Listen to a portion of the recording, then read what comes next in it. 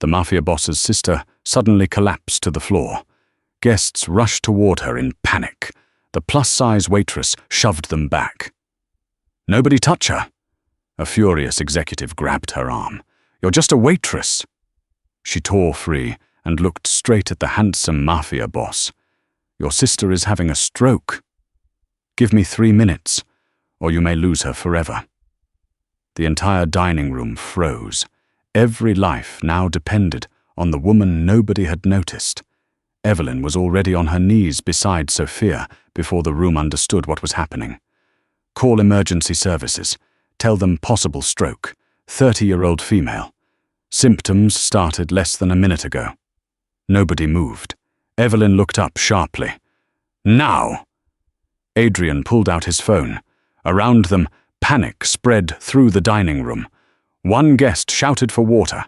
Another man reached beneath Sophia's shoulders, apparently intending to lift her. Evelyn caught his wrist. "Don't move her." "She can't stay on the floor." "Yes, she can." The authority in her voice stopped him. Evelyn turned back to Sophia. "Can you hear me?" Sophia blinked. "Yes." The word came out, thick and distorted. Evelyn's stomach tightened, but nothing showed on her face. "Good. Look at me. Only me." She checked Sophia's face. "Smile for me." Sophia tried. The left side barely moved. "Raise both arms." Sophia lifted them. Her left arm drifted downward almost immediately. Evelyn checked the time. The signs were unmistakable. Face drooping, arm weakness, speech difficulty. Time mattered now more than almost anything else. Behind her, Gregory Hale finally pushed through the gathering crowd. "Evelyn, what the hell are you doing?" She ignored him. Gregory grabbed her shoulder. "These are private guests. Get back to your station." Evelyn shrugged him off without looking away from Sophia. "Mr. Hale, if you interfere again, you may cost this woman her chance to recover."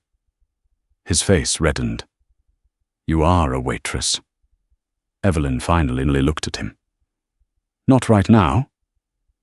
The room went silent again. Adrian remained on the phone, answering the dispatcher's questions with clipped precision. Evelyn noticed Sophia trying to swallow. "No water," she said immediately. A guest holding a glass stopped. "But she needs nothing by mouth. Her swallowing may be impaired." Evelyn shifted carefully, keeping Sophia safe and watching her breathing. "Sophia, stay with me. Tell me your full name." "Sophia Moretti." "Good. Do you know where you are?" Sophia struggled to answer. Fear entered her eyes. Evelyn took her hand. "You're doing fine. Don't fight the words. Just breathe." Across from her, Adrian watched. Men twice Evelyn's size had gone pale. Executives who commanded thousands of employees were shouting over one another. Evelyn was the only person in the room who seemed untouched by the chaos. Adrian ended the call. "Ambulance is 3 minutes out." "Good. We need the exact time symptoms began." Adrian glanced toward the table. She dropped her fork at 8:17. Was she normal immediately before that? Yes. Any blood thinners? Recent surgery? Medical conditions? Adrian answered each question.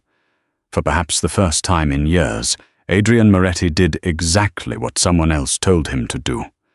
No argument, no threat, no demand for explanations. His sister's frightened eyes had stripped rank and power from the room.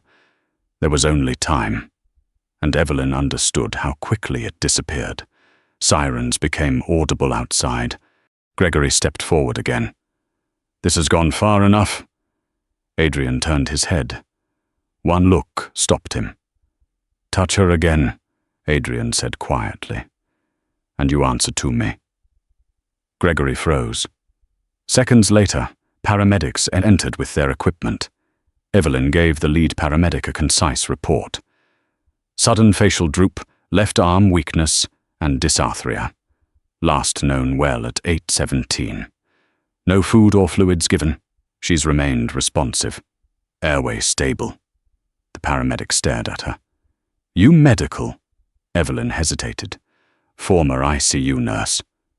Adrian heard every word. The paramedics moved Sophia onto the stretcher and rushed her toward the exit. Adrian followed, then stopped beside Evelyn. For one brief second, the feared man looked less like a Mafia boss than a terrified older brother. You knew exactly what to do. Evelyn looked toward the doors, carrying his sister away. I knew what not to waste. What? She met his eyes. Time. Then she stepped back. But Adrian Moretti did not forget her face. By midnight, Sophia was inside a neurological intensive care unit. Adrian stood outside the glass doors while physicians moved around his sister. He had spent his life believing every problem could be controlled through preparation, money, influence, or fear. None of those things had recognized Sophia's stroke. A waitress had. And that bothered him almost as much as it fascinated him. His phone rang constantly. Executives wanted updates. Associates offered private specialists. Vanessa Pierce had already sent 3 messages asking whether she should come to the hospital. Adrian ignored them all. Instead, he called one of the few men he trusted completely. Find out who Evelyn Rhodes is. There was a pause. The waitress? Yes. How deep? Adrian looked through the glass at Sophia. Deep enough to tell me why a woman serving wine knew more than everyone in that room. By morning, Adrian had an answer. Evelyn Rhodes had not exaggerated her credentials. She had understated them. She had graduated near the top of her nursing class, earned excellent clinical evaluations, and eventually worked in an intensive care unit where former supervisors described her as unusually calm during emergencies. There were no disciplinary complaints, no malpractice accusations, no suspicious resignation. Nothing that explained why she was carrying dinner plates instead of caring for patients. Adrian read the report twice, then a third time. One line caught his attention. Voluntary resignation, family circumstances. That was all. Adrian disliked incomplete information. 3 days later, he returned to the restaurant. Gregory Hale nearly sprinted across the dining room when he saw him. Mr. Moretti, I'm so relieved to hear your sister is stable. Please understand that what happened the other night was completely outside our normal— Where is Evelyn? Gregory stopped. Excuse me? Evelyn Rhodes. Gregory's expression tightened. She's working. Then I'll wait. Adrian chose a quiet table. Minutes later, Evelyn approached carrying a menu. She showed no visible surprise. Good evening, Mr. Moretti. You remember me? Your sister collapsed during my shift. You're difficult to forget. The corner of his mouth almost moved. Almost. How is she? Improving.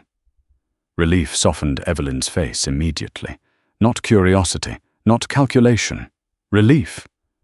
Can she speak? Some words. The doctors are optimistic. Evelyn released a breath. That's good. Adrian studied her. You never told me you were an ICU nurse. You didn't ask. You didn't think it was relevant? That night it was relevant. Tonight you need someone to take your dinner order. She opened her notepad. Adrian did not touch the menu. Why did you leave? For the first time, something changed in her expression. A small wall went up. That isn't on tonight's menu. I looked into your professional record. Her eyes sharpened. You investigated me. I needed to know who saved my sister. You could have asked. I just did. And I'm choosing not to answer. Most people became nervous when Adrian stared at them. Evelyn simply waited. Finally he said, Your record says family circumstances. Her fingers tightened slightly around the pen. That was personal. Adrian recognized the warning and, unusually, respected it. He leaned back. "Then I won't ask again." That surprised her. Before she could respond, Gregory appeared beside the table. "Is there a problem, Mr. Moretti?" "No." Gregory glanced at Evelyn. "If her behavior is making you uncomfortable, I can assign another server." Adrian's gaze turned cold. "Her behavior saved my sister." Gregory swallowed. "Of course, I only meant, I know what you meant." Gregory disappeared. Evelyn looked at Adrian for a long moment. "You didn't have to do that." "Yes, I did." "No. Men like you usually think you do." That earned the faintest smile. "You have strong opinions about men like me." "I have strong opinions about everyone." For the first time since Sophia's collapse, Adrian felt something unexpected. Amusement. Evelyn tapped her pen against the notepad. "Now, are you actually eating?" Adrian finally opened the menu. Later that evening, another piece of information reached him. A former ICU colleague remembered why Evelyn had begun missing optional shifts before resigning. Her mother had become ill. Not briefly. Not mildly. The illness had lasted years. And when Adrian asked what kind of illness could make one of the hospital's most promising nurses abandon the career she had built, the answer came quietly. Alzheimer's disease. Adrian looked at Evelyn across the restaurant. She was laughing with an elderly couple as she poured their coffee. Nothing about her suggested bitterness. Nothing asked to be admired. For the first time, Adrian understood that the mystery was not why Evelyn Rhodes had stopped being a nurse. It was what she had loved enough to give nursing up. Adrian could have ordered another investigation. Instead, he did something less familiar. He waited. Sophia's recovery demanded most of his attention. Her speech improved slowly, then her left hand began responding to therapy. Every small victory changed the atmosphere around her hospital room. One afternoon, Sophia caught him reading Evelyn's professional record again.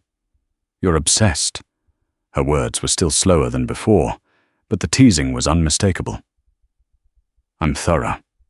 You've read that page 4 times. Adrian folded the report. Sophia smiled. 5. He ignored her. But the question remained. Why would a woman talented enough to build a career in critical care simply walk away? The answer came from Dr. Claire Bennett, a former ICU colleague who agreed to speak only after Adrian made it clear Evelyn was not in trouble. Evelyn didn't leave because she stopped loving nursing, Claire told him. She left because she loved someone more. Her mother, Margaret Rhodes, had begun forgetting small things first. Appointments, names, where she had left her keys. Then came the diagnosis. Alzheimer's. Evelyn initially believed she could manage both worlds. She worked 12-hour ICU shifts, drove across the city afterward, prepared her mother's meals, organized medications, paid bills, and slept whenever exhaustion allowed. For nearly 2 years, she barely complained. Then Margaret deteriorated. She began wandering. Once, Evelyn found her 3 blocks from home wearing slippers in the rain. Another time, Margaret left the stove burning because she had forgotten she was cooking. She needed full-time care, Claire said. Why didn't Evelyn hire someone? She did. Adrian said nothing. Claire's expression hardened slightly. Good care is expensive, Mr. Moretti. Evelyn spent her savings, then her retirement account, then almost everything else she had. Adrian looked down at the file. The voluntary resignation suddenly meant something very different. She quit to become her mother's caregiver. She chose her mother. There was no admiration in Claire's voice, only fact, as if Evelyn herself would have rejected the idea that caring for the woman who raised her deserved applause. How long? Until Margaret died. Adrian remained silent. And afterward? Claire sighed. By then, Evelyn was grieving, financially drained and exhausted.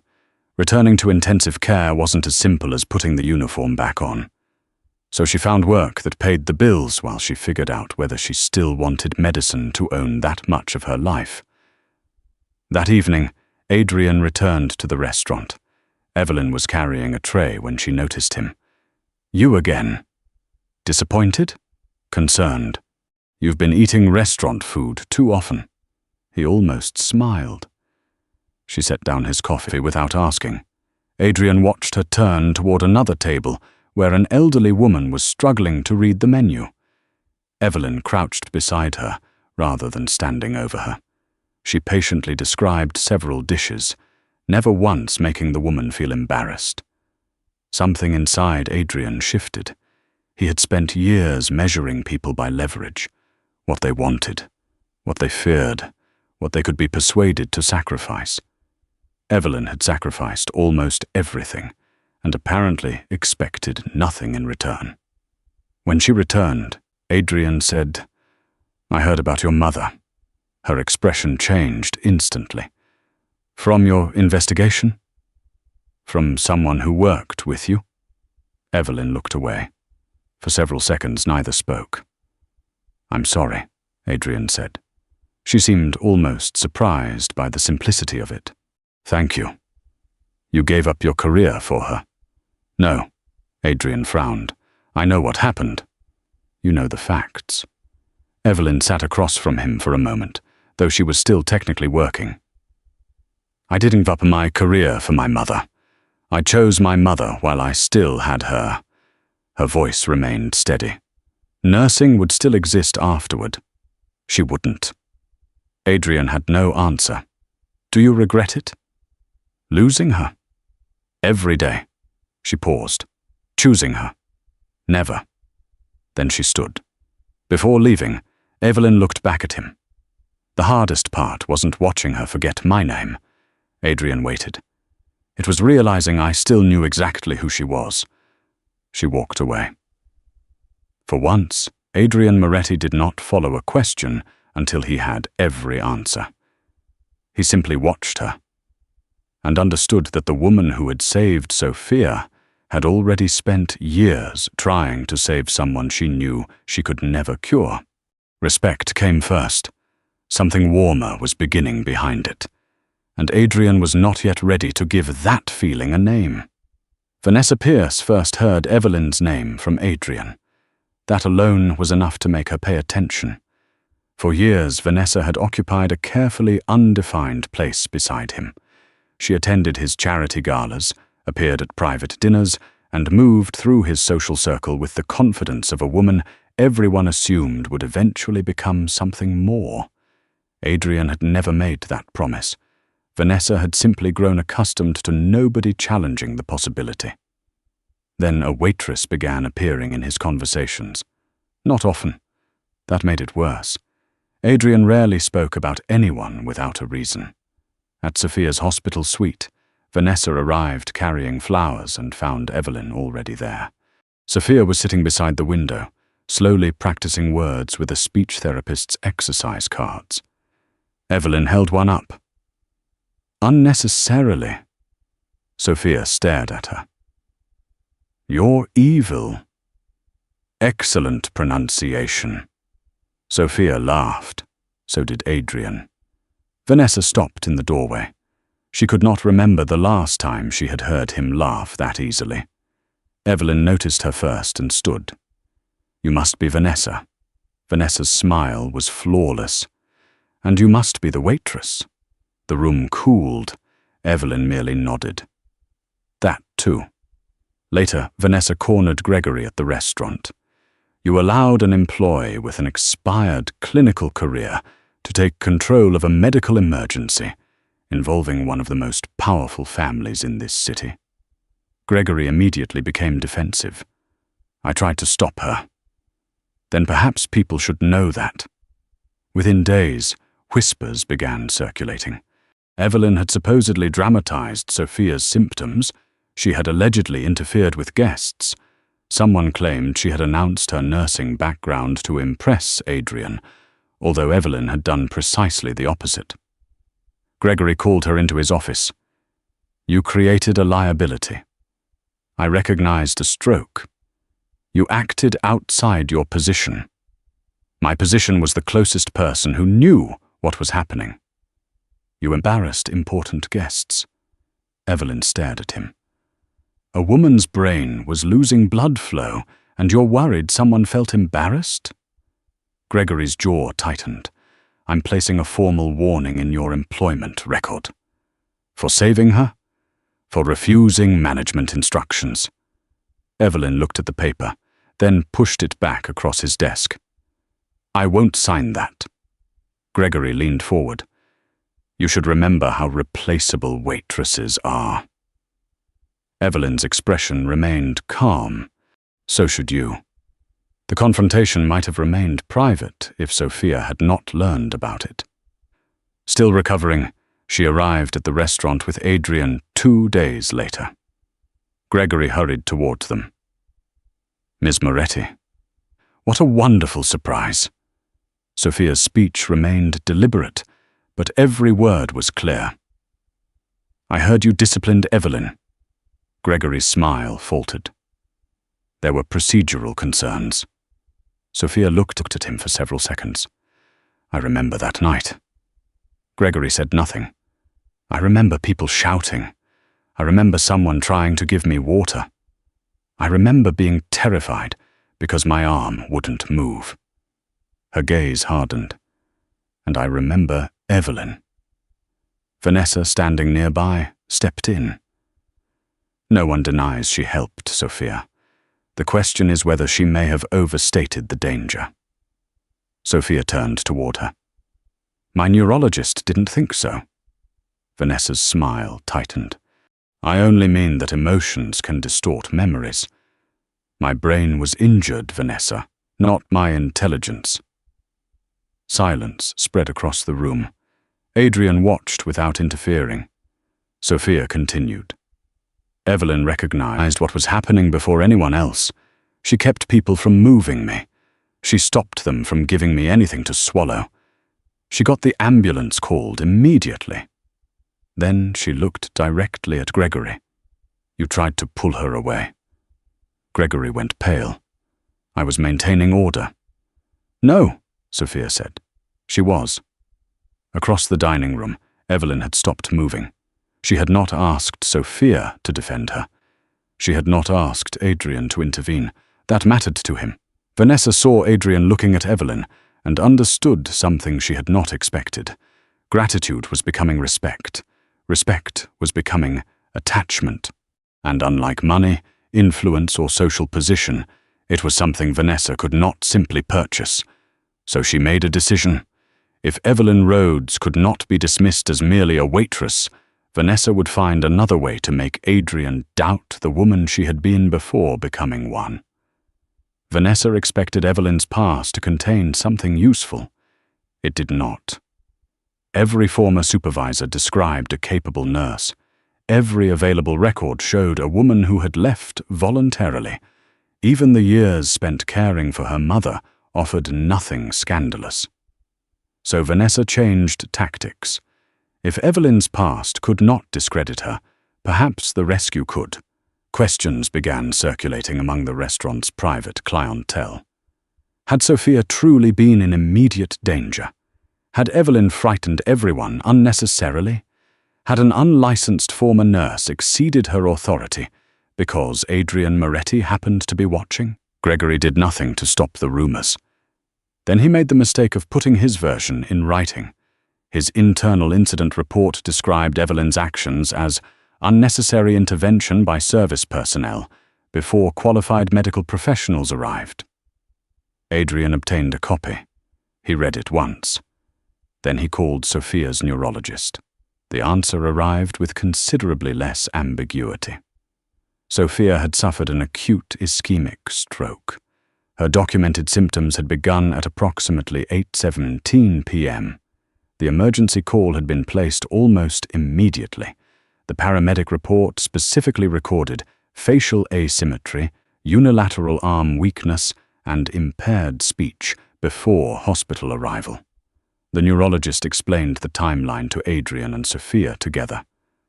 "Stroke treatment is extremely time-sensitive," he said. "The faster we identify what is happening, the faster we can evaluate the patient for appropriate treatment." Sophia glanced at her brother. "And Evelyn?" She recognized classic warning signs immediately. He reviewed the emergency notes. "She also prevented people from giving you water, while your swallowing ability was uncertain. That was sensible. Stroke can impair swallowing and increase aspiration risk." Adrian's jaw tightened. "What about moving her?" Keeping the situation controlled and avoiding unnecessary movement while monitoring her condition was appropriate. More importantly, she communicated the symptom onset time clearly to the paramedics. The doctor looked directly at Sophia. "That information matters." Sophia became quiet. "How much?" The neurologist paused. "In stroke care, we often say time is brain. Every minute without adequate blood flow can matter. Nobody can tell you exactly what would have happened if everyone had delayed, but the rapid recognition gave us something extremely valuable." "What?" "Time to act." The phrase stayed with Adrian. Days later, the restaurant hosted another private dinner, attended by many of the same families who had witnessed Sophia's collapse. Gregory expected the evening to repair the restaurant's reputation. Vanessa expected the rumors to fade quietly. Adrian intended something else. Before dinner began, he stood. Conversation stopped almost immediately. Sophia sat beside him, still recovering but visibly stronger. Evelyn stood near the edge of the room with the other staff. Adrian looked first at Gregory. "I understand there has been concern regarding what happened to my sister here." Gregory shifted. "Mr. Moretti, we certainly never intended." "I wasn't asking." Silence. Adrian placed a copy of the medical summary on the table. "My sister suffered an acute stroke. Her physicians confirmed that rapid recognition of her symptoms was critical to getting her evaluated and treated without unnecessary delay." His gaze moved across the room. While educated people panicked, Evelyn Rhodes recognized what was happening. Evelyn froze. "She protected my sister from well-intentioned mistakes. She identified the onset time. She communicated clearly with emergency personnel." Then Adrian turned toward Gregory. "And while she was doing that, her manager repeatedly ordered her away." Gregory's face drained of color. Vanessa spoke carefully. "No one disputes that Evelyn helped. Some people were simply concerned that her involvement may have been motivated by..." "By what?" Adrian's voice remained quiet. Vanessa hesitated. "Attention." Sophia pushed herself to her feet. Then she chose a strange way to get it. Everyone looked at her. She never told us she had been an ICU nurse until the paramedics asked. Vanessa said nothing. Sophia continued. "She never contacted my brother afterward. She never asked for money. She never asked for recognition." Adrian looked toward Evelyn. "And when I investigated her, she was angry about that too."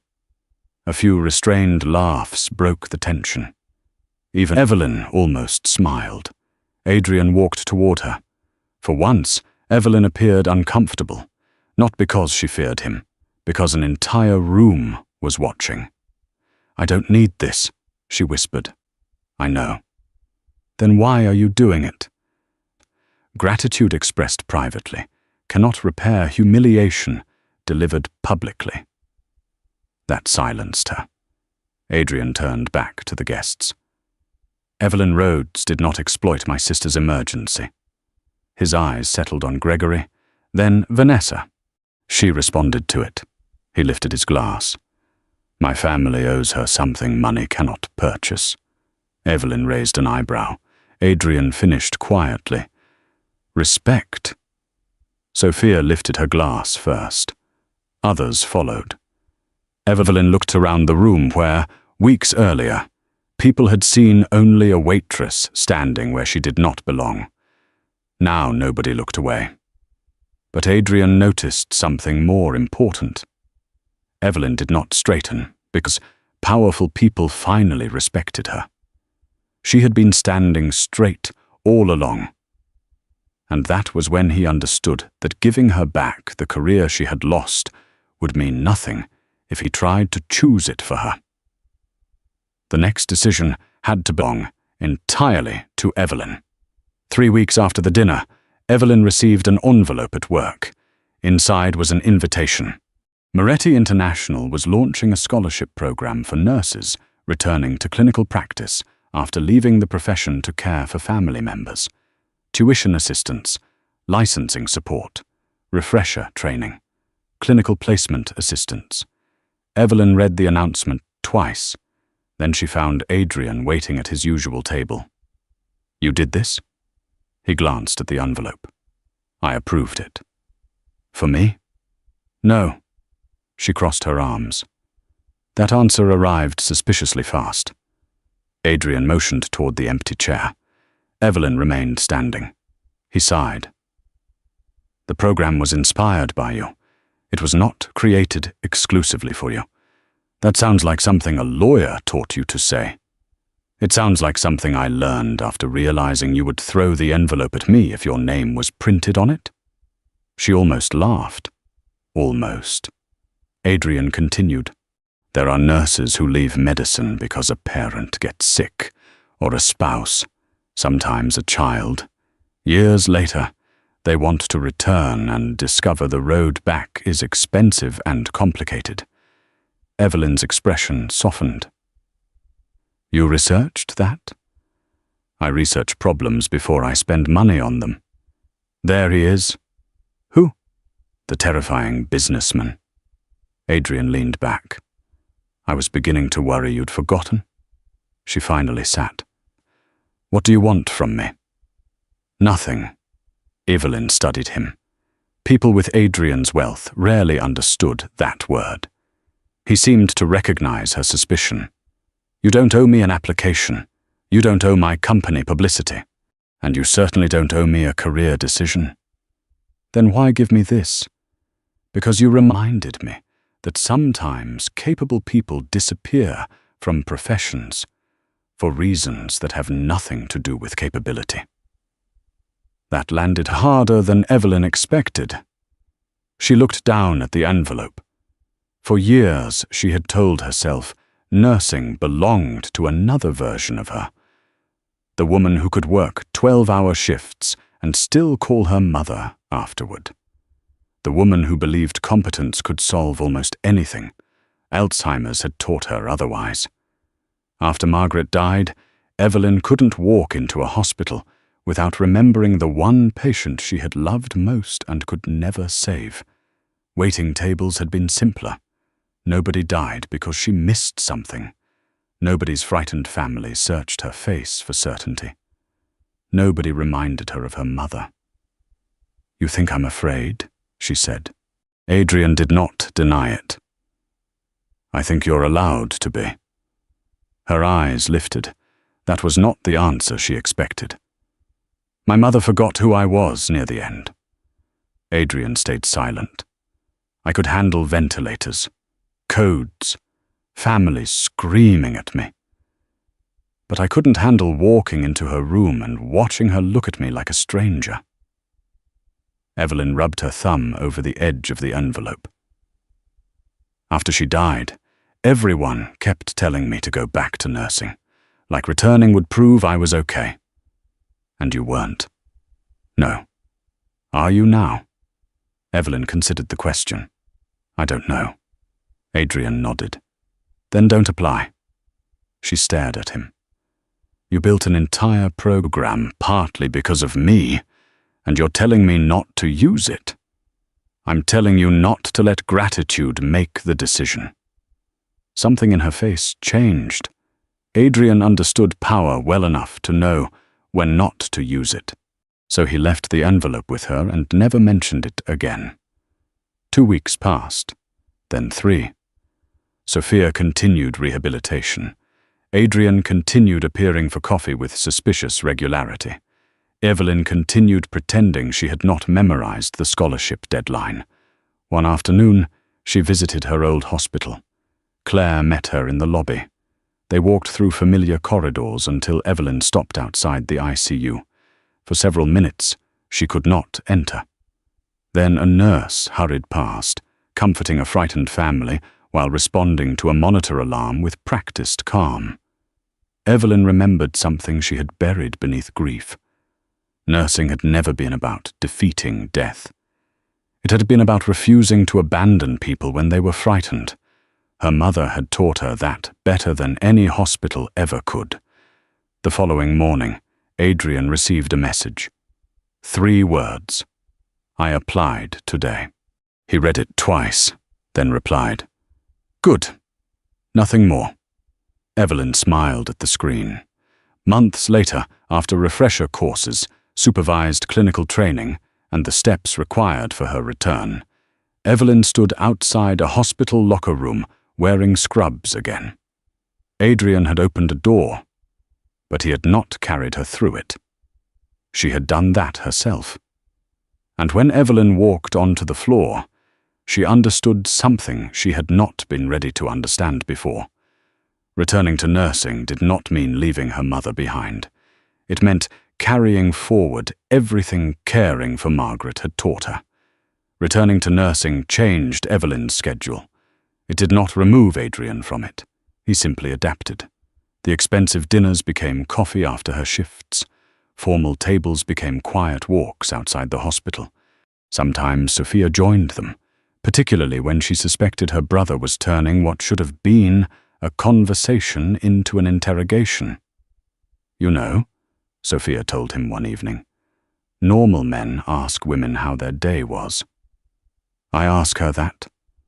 You asked how many patients she had. That is how her day was. Evelyn laughed. Adrian looked offended. Sophia looked victorious. Months earlier, Evelyn would never have imagined laughing with Adrian Moretti. She had known his reputation before Sophia collapsed. Everyone in the city knew enough to lower their voices around his name. But Evelyn had also learned there were 2 Adrians. There was the man whose silence could empty a room. And there was the brother who attended Sophia's rehabilitation appointments, even when she complained he was hovering. The man who quietly funded a scholarship program, but refused to put his name on the promotional materials. The man who never again asked Evelyn whether she planned to remain a nurse.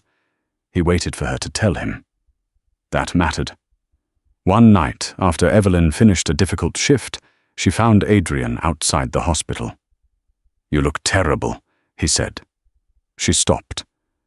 That is an extraordinarily bad opening line. I brought coffee. Recovery. He handed her the cup. They walked in silence.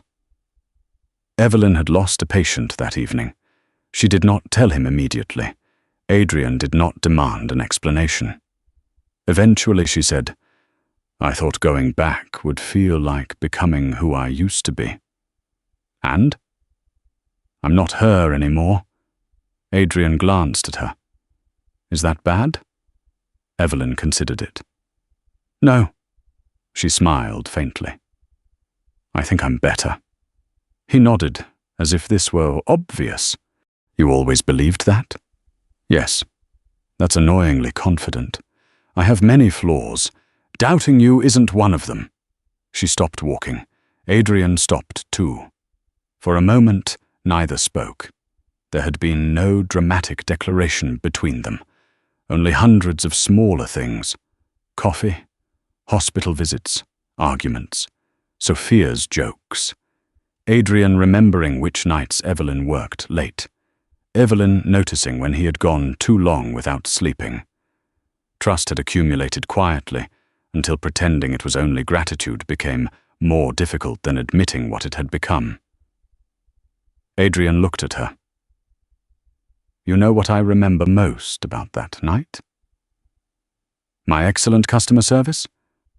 No. Gregory nearly having a heart attack. Tempting. She smiled.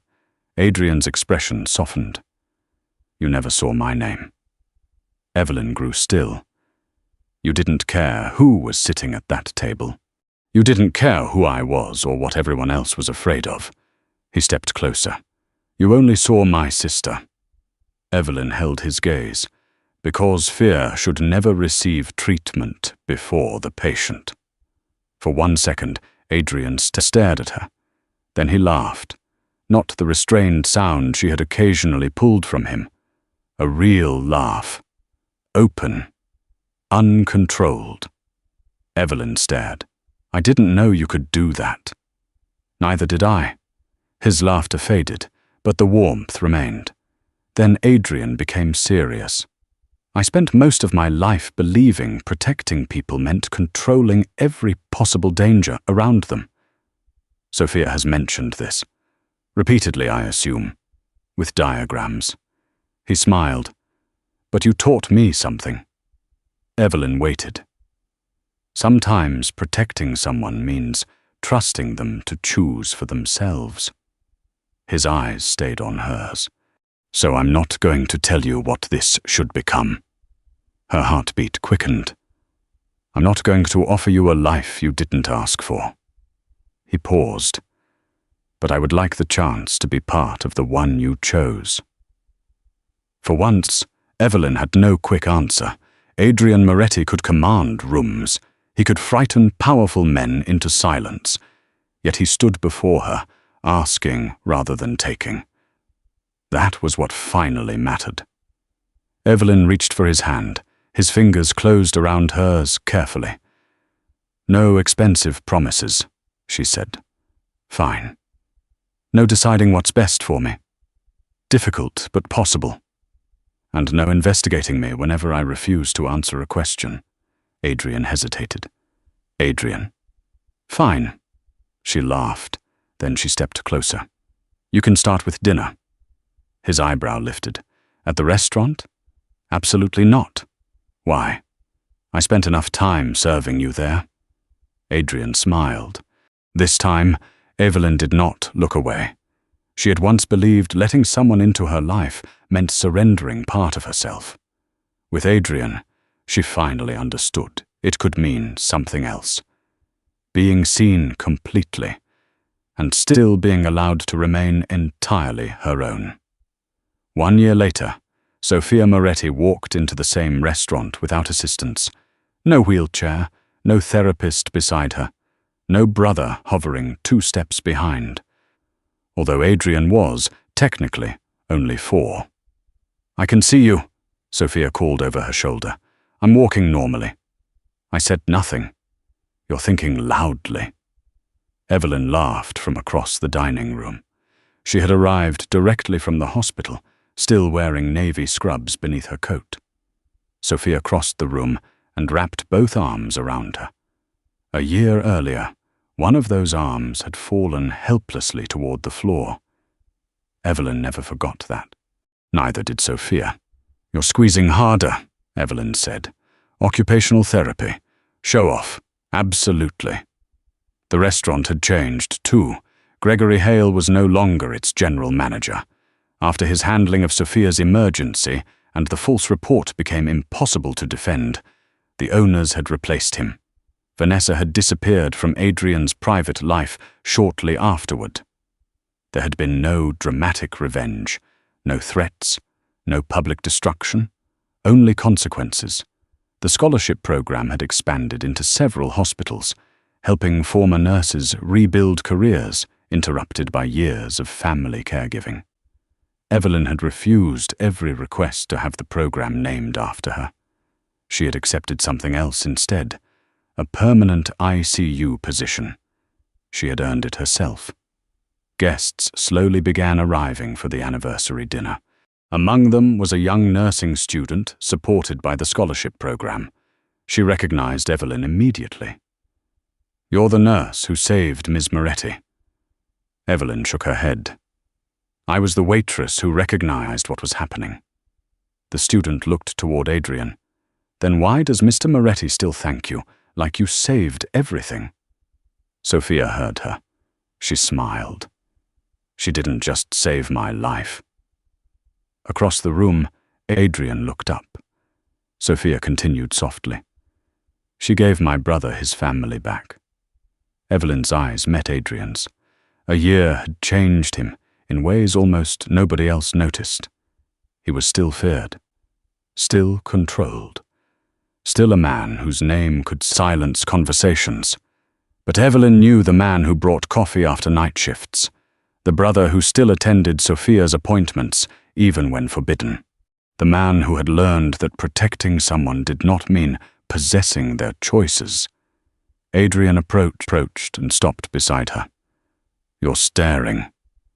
"So are you." I started second. "That isn't a defense." His hand found hers. No announcement followed. No room fell silent. There was no dramatic promise about forever. They had learned that the strongest things in their lives had rarely arrived dramatically.